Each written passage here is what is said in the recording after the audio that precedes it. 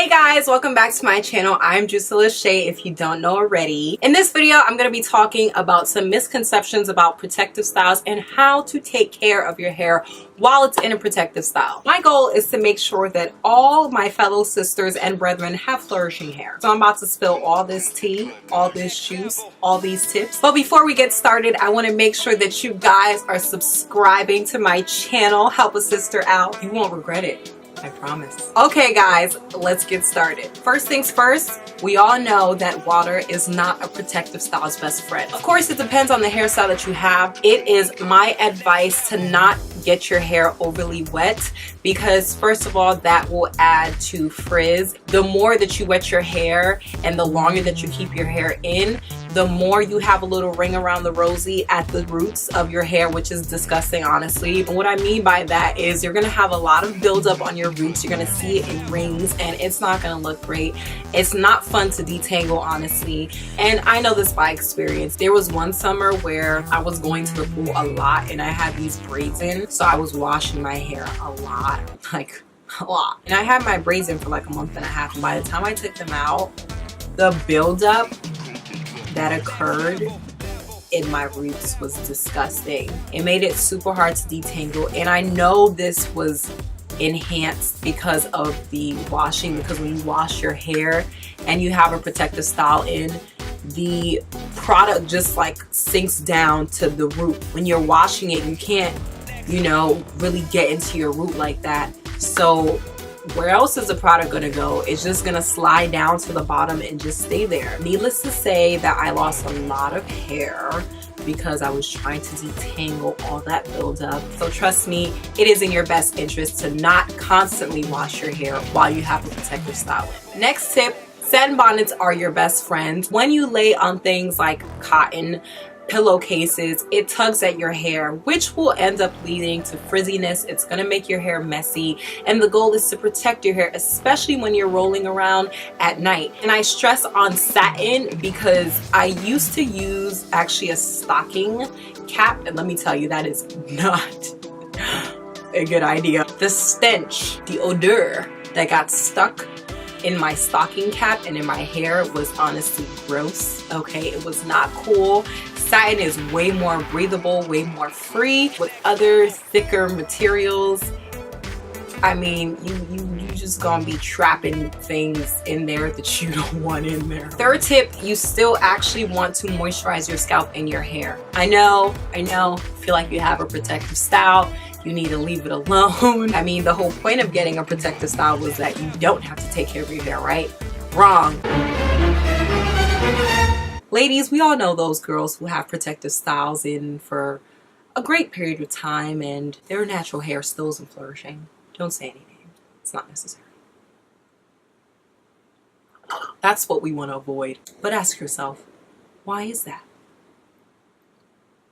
The main reason, honestly, why that happens is because we neglect our hair. We neglect it when it's in a protective style, and our hair is just like, okay, well, you don't want to take care of me? Well, I can't grow. It is still our duty to take that nozzle bottle with oil in it and just shimmy it all into our scalp, okay? Because that's the only way our hair is going to get nourished. It is still our job to take that spray bottle full of leave-in conditioner and spritz it all around our hair every morning. Do not neglect your hair when it's in a protective style. The goal is to still come out with flourishing, nice, strong hair, and you don't want to have your hair in for weeks or more than a month and you actually end up with less hair or damaged hair. Another tip, if you want to keep your hair as neat and polished as possible, my tip, once again, keep it covered when you're at home. Do not wait until it's bedtime.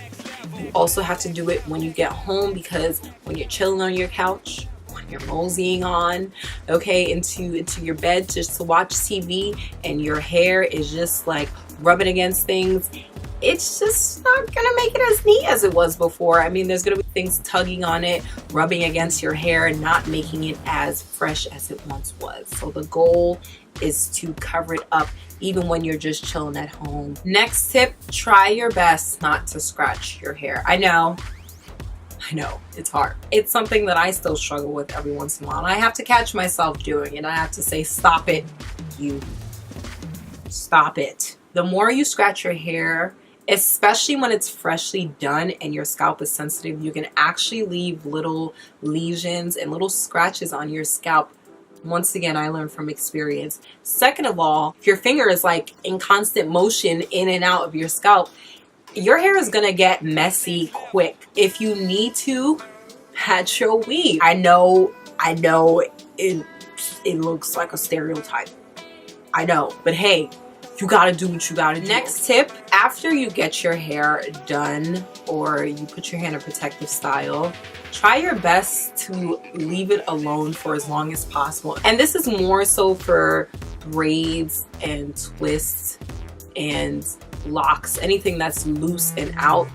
Your scalp is usually really sensitive after all that combing and twisting and pulling. And the goal is to allow your hair to almost get used to things and to not be as sensitive anymore. When I first got these braids done, oh my gosh, like my brother loves just grabbing my hair when I have two cornrows in and going yeah. But I had to tell him, no, not this time, sir.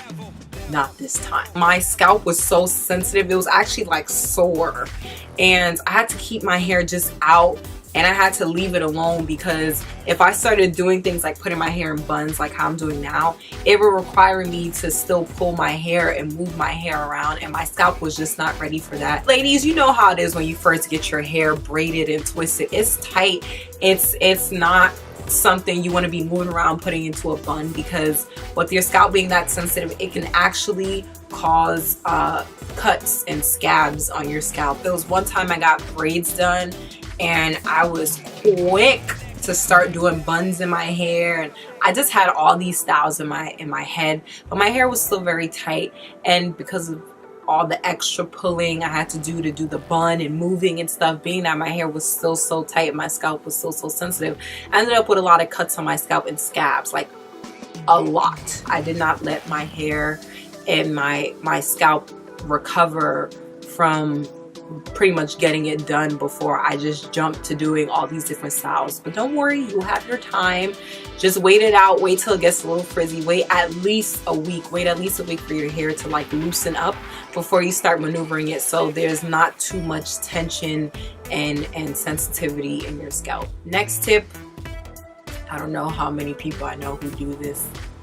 It's too many to count, sadly. My advice is to not keep your protective styles in for too long. Please don't do that to yourself. I can't give you a time frame in which to keep them in, because it honestly depends on your hair texture. It depends on the style you're getting. A style like this, I don't keep it for more than 2 weeks, simply because I know that I can't keep it neat for that long because they're big braids.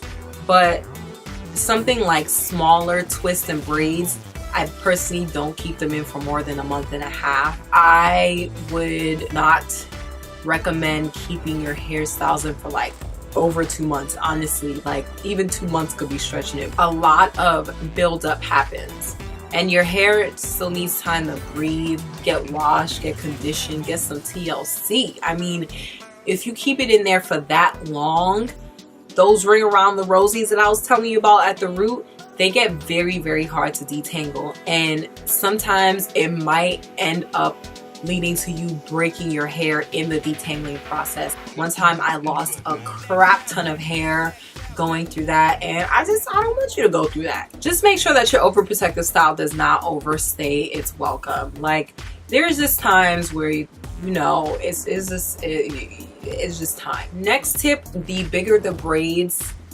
probably the less time it'll last. If you do want your hair to last longer, like a long period of time, it's in your best interest to get smaller braids or twists or whatever. I know there's other protective styles except for braids and twists, like weaves. At the end of the day, there are just some styles that are going to last long, and there's some styles that are not going to last long. Next tip, when your protective style has officially climbed onto the struggle bus and it is on its last legs, do not be afraid to add a little bit of product, a little bit of gel, use that edge control brush, use that edge control, use some pins, and scarf it up. If you trying to make it look neat You gonna need some reinforcements. I did that with this hairstyle. Honestly, this is on the struggle bus. This is absolutely on the struggle bus. Last but not least, please, pretty please, my dear brethren, allow your natural hair to breathe